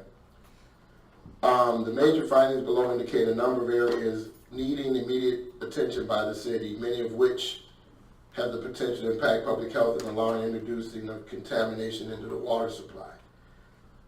Of utmost importance, a review of the financial information finds the city presently lacks an adequate financial mechanism to conduct necessary improvements or hire necessary staff to properly maintain and operate the water system. We strongly advise the city to work with a qualified financial consultant to identify the revenue necessary to support operation and maintenance and to implement effective revenue collection methodology. And then it goes and it lists roughly 12 different areas of concern that they have. And what we have done is work with the DEQ to get an agreement that we would, that allows us to fix the deficiencies that they have identified. They've given us time to do it. If they would have strictly stuck by this document, we'd have had 120 days to fix everything. But they knew that because of money situation, that a lot of these had a high dollar amount attached to them. We have an agreement with them to give us time, an administrative consent order that gives us the time needed to basically address them. the one that they cite the most is the financial part of it. And I know everyone, we have had people come in and talk about how high the water bills are. I had, about 10 years ago, the city of Ben Harbor served 7,000 customers. We have 3,000 now. 3,000 customers. So, and I looked at what the budget was for the water fund at that time, and it was in 2008-9, the budget was $4,562,958. So if you took those 7,000 customers and you divided it by the cost of operating the plant, you came up with $651.85 per customer, which equated to $54.32 a month. So a monthly bill would run about that. When you diminish that and you basically go to where we are now, our budget right now is $4,922,706. That equates to $1,578.80 per customer annually, which is $131.57 a month. So, and quite honestly, because of the fact that there are a number of improvements still that we have to do, the distribution system, the elevated tank needs to be inspected. It needs to be painted. It needs to have some upgrades to it. Our valving system throughout the city needs to be inventoried as well as identified to let us know how many turns left, how many turns right, if it's a broken valve, if it's an open valve. So if we know we got 5,000 valves and 25 of them are broken, and identify where we are. So that process is going on now. But this is data that we've never had. And now what that helps us do is attach a dollar amount to what needs to be done to fix the issues that we have. And there are concerns that the DEQ has from a financial standpoint that you're going to have to raise your rates again to accommodate what you need to do. Or find some more customers. And that's where we are. So we're working through those with the DEQ. Mr. O'Malley has been working previously at the plant to address some issues that we have that were a result of the lead and copper issue that we had, the action exceedance, where we're adding new processes at the plant. They were gracious enough to let us use some of the lead pilot grant toward that, so we didn't have to come out of pocket with it. So we just redid we restructured how we're going to do the grant, and we paid for it out of the grant dollars. So it didn't come out of the city's coffers. But going forward, as we talked about the streets, and then Mr. Cook and Avonmarsh gave the presentation talking about infrastructure work. You're talking $100 million total between the two of water, infrastructure, sewer, storm, and roads. So we're about $30 million in road, but we're about $70 million in infrastructure that needs to be attenuated to over the next 20 years. So we're working, again, it's been years of neglect that has now, the can can't be kicked because there is no can. So, all over America. going back to you said it was an administrative Consent order. Yep, ACO. Okay, now that basically was to address the findings. What that does is the findings that are in this document by PA 399, the Safe Drinking Water Act, if they just said, you know what, here it is, they could have started finding us for some things that we had.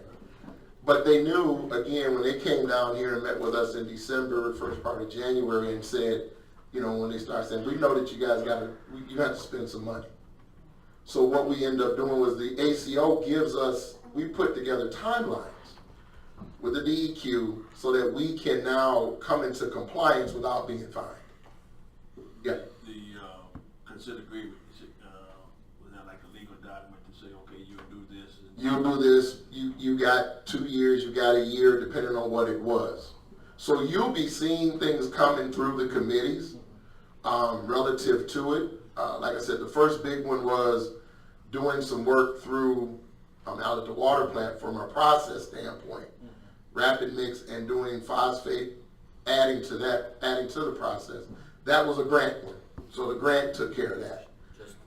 There are some more, like I said, that are going to come that are not going to be the grant. It's going to be out of the utility services fund. Mr. O'Malley or somebody signed the agreement, to enter an agreement? How did that work? The signature that was asked for, the state asked for the mayor to sign it, and they signed it. So those were the 2 signatures that are on the document. Okay. Anybody? Commissioner Seats. Thank you, Honorable Chair and City Manager, for the update.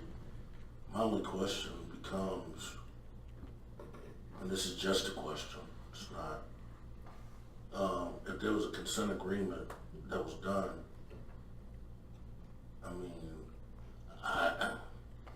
if you help me go back, was this presented, the consent agreement presented to the commission or committee, or, because we all on the line for it, I guess, but I would just want to know if it was presented to the commission. So, Commissioner Seats, I will tell you this, that there was ask of the Department of Environmental Quality.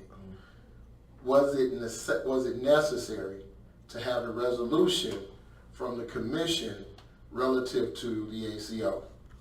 They said no. So that they said they did not need a resolution to basically for that to be done. To the chair. Go ahead. My question again becomes, if it's a consent agreement from the city and the state to come together, anytime we've done another consent agreement, we've all played our part. And I'm not speculating somebody's doing anything wrong undercover, but should not be a no. It's just a question that if we in a consent agreement, I would want to know. Chair. Well, I guess my thought on it is we just heard it was a legally, binding deal, and if there's no, if you don't perform or something, they could do something, fine you or whatever, and it was legally, I thought probably would be a resolution, although I read the consent agreement, and, if it hadn't came to, a vote of the commission, I'm sure I would have supported it, 'cause I believe it would need to be done, but, I guess, like you say, I see it'll be a process, might have been misleft out, but I'm sure it needed to be signed. Who signed it again? Honorable Chair. Said that there was signature required, the mayor's signature. So the mayor and DEQ are the only 2 on there? Mm-hmm. Did we consider our attorney?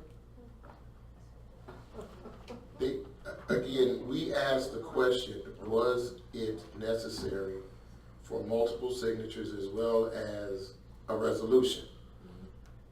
DEQ said no. That was the response we got back. Did the attorney get a chance to review it? He did. He did look at it.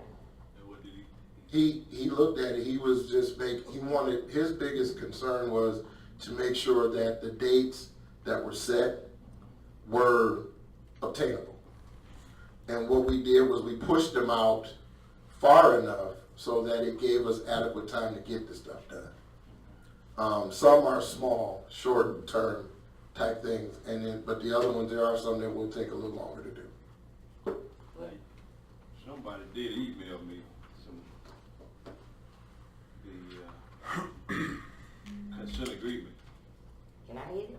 and I thought they Wow. did it to everybody. I think it did go to everybody. Okay. Along along with it, it was, looked like the attorney did, as the manager said, look at it. But looking at what he said here was also that it would be best to get a resolution Whoa, from the commission. But then it talked about, you know, a timeline. That's what special meetings are for. Looked like the DEQ had sent a letter out on January 11th or something, saying, hey, what y'all gonna do? January. And looked like the attorneys, you know, said it was best to do that, to get a resolution. But they wanted something by the end of that month, and they said it might not have been enough time, but that was 20 days, you know, in between that. So, I don't know, maybe it should have been, you know, procedure-wise, it's good. should have been a resolution. Honorable Chair, could you, it's all, y'all just going fast to me with this.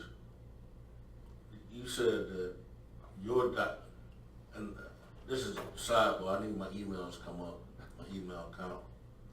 But you just said that you got the consent agreement, Yep. I don't remember getting one. and you got the attorney's opinion on that too? Yeah, where do you, yep. Is there any way we can get, I mean, I think what we all, and the attorney said we need to get a resolution? He He recommended. said it would be best to get a resolution. That's what it appeared that this, I didn't get it either. Oh, he was talking to the mayor, we're talking to the manager. Mr. O'Malley said he didn't get it either. He didn't get a consent. So, Oh, I saw this consent agreement, I don't recall any comments. I'm sorry, I should just shut up. so, I guess it's confusion, I think we need to meet again. I'll talk to the city manager myself, I guess, or talk to him about it, because if the attorney said we needed to get a resolution, yeah. Do we go back and get, do we go back and do one for just, If I could just for the record or something? Have them sign meetings. I don't know who would answer that, I guess the attorney probably would. Mayor. We must have one. If I could, That professor go under what you, attorney? but if he suggested we need a resolution, I think we should give it. It should have been. So should, Too late. no, it isn't. so what we need to Just supporting the signature, I will. do a resolution. I would, if the attorney recommended do a resolution, then I would suggest that we do After a the resolution. fact? Oh, I was, Good, when was the signature done? appeared on this thing, it looked like they needed everything in by the end of January. no. 11, 31. I definitely, that's not right. The 11th and That's not right. 31 No, I days. don't think that's, I'm sorry. If I could, Can you come up? if you wouldn't mind, Can you come up? I've been involved with this Yeah, you talked to him. for a long time. Take your time. Take time, man. You gotta run. January about it. I've been involved with this in a long time, and I despise the way the MDEQ did it in the first place, and I let them know that on several occasions, even at the big powwow that we had in Kalamazoo, meeting with, first time I ever met the Director of Water Supply and Municipal Services in my whole life, was sitting in on that meeting. However, what they cited in Darwin, in the order, and they brought to the city of Benton Harbor, literally can be enforced with the Safe Drinking Water Act. So, giving an opinion on how you feel about the order, it has to be 100% yes, because otherwise you're breaking the law Right. as a body. I don't think you want to do that. I would encourage, even after the fact, to get together and read through it and understand it and then talk about it and agree to it, because I could use the support and Darwin could use the support. We already agreed to something That we didn't agree to? that we didn't agree to Well- as a body. So what I was pointing out is if you don't agree to it, you're violating the Safe Drinking Water Act. Right.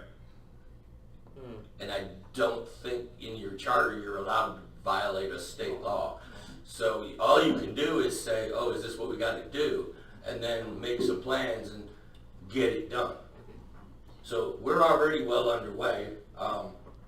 The alum piping project that I brought to you several weeks ago, that's underway. I've already got the electronic controls in for that project. And these are not grant funded projects. These are projects we have to do. We got like 4 things due the end of this March. And we're working hard on them, really hard. I'm busting my tail. I'm spending thousands and thousands of your dollars, so to speak, to get this done. I gotta have a chlorine analyzer. That should be here in a couple of days. The treatment that Darwin is talking about with the MDEQ grant funding, which was a very nice thing the DEQ did for us. They did the engineering. They issued the permit to me to sign, and I signed it.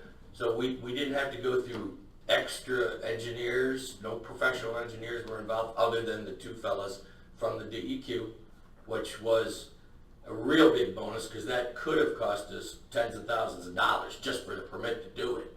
Mr. O'Malley, I think, everybody probably agreed that, whatever they said we needed to be done, that needed to be done, everybody, I'm sure, agreed that we needed to get it done. I think the issue that, if I'm not mistaken, Commissioner Mayor Pro Tem was saying pretty much if we needed to do the resolution. I'm sure people support what needed to be done, but if we needed to do the resolution to enter into that legal agreement with the DEQ. So that's probably nothing. I think that's a legal issue that is nothing to do with Yeah, that's fine. I think it would be great if you even came after the fact and supported the work that we're doing in the water department to get over the hump. If you remember last year, if you saw your mail, I've issued six notices of violation to every person in this town. It cost me what is it?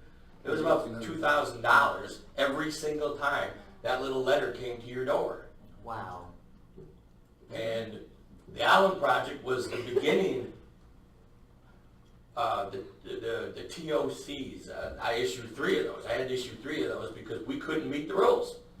And they offer no leeway anymore. Post-Flint, MDEQ does by the book, and there's nobody standing around going, well, this one's simpler.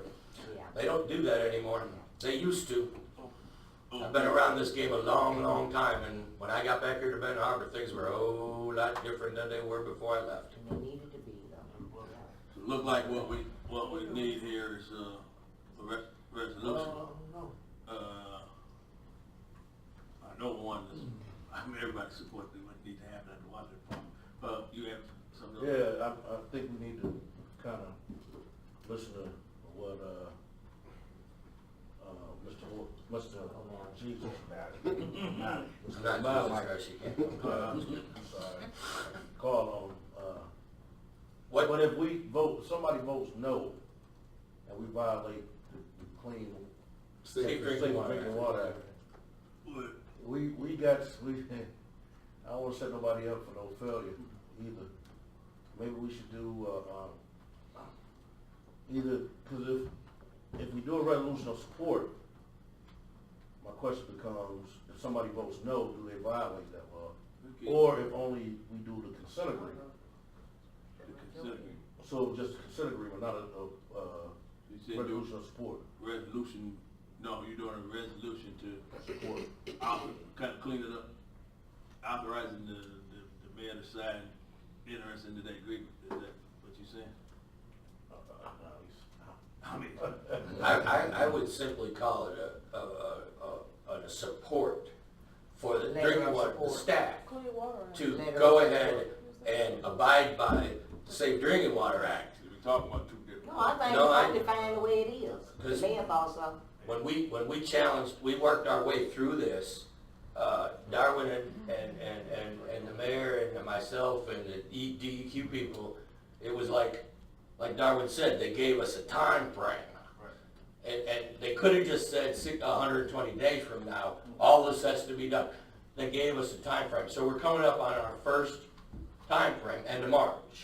And we're pretty doggone close to having the 4 items for the end of March set to go. 11 and 31. Yeah, I looked at the agreement and it's, you know, And we I get mean, our it's stuff the on the Friday. timelines right there, and if we meet the timeline, The DEQ. we had no, The mayor told us that he there's dealt no with the DEQ. problem. But, He what? He told us that he dealt with the DEQ. So, yeah. At our 2 meetings ago, he That was told 2 us- meetings ago. This is March though. I know, but I'm saying, he told us that he had Yeah. a meeting, he told us that about the meeting with DEQ. Well, But not the significance of it. I don't remember. Anyway. He did. He Okay, was, he may have. Okay. during his comments, It he is what made it is. mention of the fact that there was gonna be a lot of things coming that the DEQ was gonna ask us to do, that we needed to make sure we did. If I may through the chair, but, is the loan that we took out, the bond that we took out for the plant, is that through the DEQ? Yes. Okay, so this is a perfect opportunity to talk about this conversation again. Because I knew that it was coming. A letter to the DEQ asking, actually begging, to lower our payments because we are going to have to upkeep, Yeah. spend money to upkeep. And it's no secret all over America that the drinking water is fouling a whole lot of communities, not just Michigan. True. And there's a lot of money coming down the pipeline to make it safer. So I don't see why we cannot put together a letter and ask them. We have not, because we asked not. I think now's the time to ask. We'll start begging. Commissioner, Because the money is going to come out of our general fund. well, here's to tag along with what Mr. O'Malley said. The DEQ's mindset right now is if it's in black and white, that's what it is. We're not gonna bend, we're not gonna break, Okay, we're great. not, so if they gave us these loans at 0.5%, they're not going to Okay. remove that. Okay, but through the chair, I remember asking this question several times ago with Mr. Harris, Tony Saunders, with Martha Winters, and I never got back the letter that they said that they sent. I'm still waiting for it. And I would love to see I that would have- receipt. yeah, I would have to see if there is anything. I'm requesting through the chair that we put together a letter asking them if they would work with us to lower our payments, at least for a certain amount of time until we can get and generate more jobs, more businesses. I mean, if it's just for a few years. I mean, I don't believe in can't. I wouldn't hurt to ask. The God I serve don't have me Yeah. believing in ain't. All they can say is no. I have one Ask. suggestion. The information that you gave us about the decrease in from 9,000 to, no, From 7,000 7,000. Yes. to 4,000 is very important, so people understand why the increase It's on happened. the people. Um, They after I that land, understand I that, done. but just Nobody even crazy. explaining that during your conference on Monday about why the decrease, the amount of money. Also, to the director of public safety, talking about the dumping as well. In your comments about the $115,000, the increase, so that people understand the importance of reporting and what happened with we lost customers. So everyone had to take on that expense, so that Correct. people understand why some of those expenses occurred.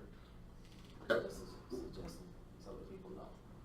And once the project was done, if you recall, 40% of that was forgiven by the Americans Resource and Recovery Act, because it was a shovel-ready project, so we got a good deal there. We're back to making the payments, but there's things up the pipe that every community in America and Benton Harbor maybe water system. And we've got a 100-year-old sewer system, and we got a 100-year-old storm system. Not to mention 100-year-old roads that we've started with dirt, and then they got bricks, then they got paved, then they got paved again, then they got paved again. So, yeah, we would need financial help, and I want to bring up one last thing, and it's not even in the order, and that's the lead and copper thing. Because of the violation, we are going to be required to begin replacing a substantial percent, what, 4 or 6%? Yeah. What the DEQ is telling us is that by 2020, we have to have, this is statewide, every community has to have an inventory of potential lead. It has to be certified in 2025, your lead number, if you have any. And then at that point, the requirement is that each community will replace 5% of its lead services in its community. So in 20 years, everything's gone. So if you look at what we've got, if you just said we took all 3,000, say all 3,000 were lead, we're running about $5,000 a shot of replacing all of them. Replacing them from meter to main. That number is about $15 million that the state is telling us. Now, mind you, they're also telling us not only do we have to do from the curb stop to the main, which is what we've been doing, but now we have to take on from the curb stop into the house. That's one of the most difficult parts, and Yeah, I guess the city of Detroit is challenging it in courts, right. having to fund community funds on work on private properties. However, the way they've written the laws now, it's nearly impossible for me. Got a leak in your parkway, let's just say, so it's on the city side. So I'm going to come fix your leak. Well, I'm likely going to find a piece of lead, and I'm likely to replace that copper. I'm not allowed to stop there. Correct. Wow. So I'm going to be demanded. yeah. We're going to be demanded to go all the way in the house into the meter. So January 1st of this year, that new lead and copper law went into effect. Yeah. So now where we thought we could get away with a $1,500, $2,000 fix is now $5,000 or more, depending on if it's a short side, long side service. If it's a long side service, you have to go under the road, so there's boring costs. So the average is 5. It may be 3, it may be 7, depending on how much we have to do. So we're having to gear up to say, if we do, when we put in our repair and maintenance budgets, we're going to have to double them because we don't know how many we're going to come across. And if we come across it, we're commanded by law to change it. So now that diminishes the money that we can put toward other things in the utility services budget. And again, it causes us to potentially have to raise the rates again. Yeah. And just so you understand it, that we received a grant, the corrosion protection fund is the corrosion protection that we're using is being funded by about $40,000 out of that grant. And we've replaced several lead service lines in the community already, about, I think, 16. We're almost out of money. That grant's going to be gone here any minute now. Because here, and don't want to belabor this because it's getting later in the day, but real quick, what we did not know, or what we have never known, is what's past the property line. We've always kind of had an idea of what we have from the main to the property line, but past that, we did not. The city did not keep inventory of that because it's private property. So now we have to inventory that as well as replace it if there's a problem. So how do you propose to do that with the plans for the homes or the No, how do you plan to do that? What we've been doing, and it was with the grant money, and we have a few left to go, is if you notice there's yards where all of a sudden there's flags. Okay, well that spot's gonna get dug up down to where the valve is, and then the contractor's gonna say, I found lead on the city side, galvanized on the owner's side. Or copper on copper, or lead lead. Yeah. If we find, so say the city's was copper and theirs was galvanized, we've got to change it. Yeah. This one last thing, we'll close this out here, getting late. My issue still is, you know, and I agree with all what's been said, the stuff that we need to do, and applaud, you know, your progress in doing it. Back to the consent agreement, you know, I think we gotta clean that up because it's, you know, basically it's violating the charter. Cause, you know, we've only acted by resolution and ordinance, That is true. The charter says that you act by ordinance or resolution as a commission, yes. And no one person can enter into any agreement without a resolution, because that's an action. So, I think we, even like the attorney said that we should do one, so how do we clean that up? That would be a question for the attorney. That would be the city attorney's question you would have to ask. If I could close, I'll leave you be. I'd encourage you, please, to talk to your legislatures, if you've got their ear, and say, how do you propose that Benton Harbor is gonna fund these things moving forward? If you're not providing some kind of help, that grant has not, they have not said that grant's gonna be repeated. They called it a pilot grant. So, I'd encourage you to help out. All right, thank you. Meeting closed.